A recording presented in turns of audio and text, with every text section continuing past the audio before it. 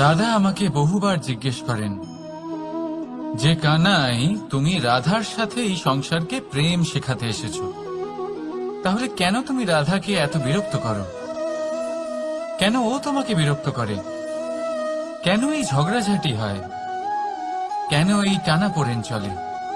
এবার এটার উত্তর আমি কিছুটা এইভাবে দিতে চাই।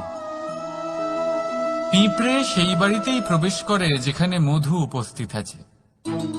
যদি আপনার বাড়িতে মধু থাকে, কোনো মিষ্টি জিনিস থাকে, মিষ্টত্ব থাকে, তাহলে পিঁপড়ে সেখানে অবশ্যই প্রবেশ করবে। ঠিক এইরকমই হয় আমাদের সম্পর্ক।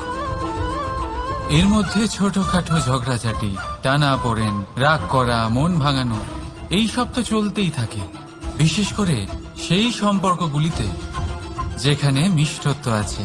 মনে রাখবেন, যেই সম্পর্কে কোনো খুনসুটি নেই, রাগ করা, মান ভাঙানো নেই, কোনো ছোটখাটো ঝগড়াঝাটি নেই, সেই সম্পর্ক শুধুমাত্র মস্তিষ্ক দিয়ে পালন করা হচ্ছে,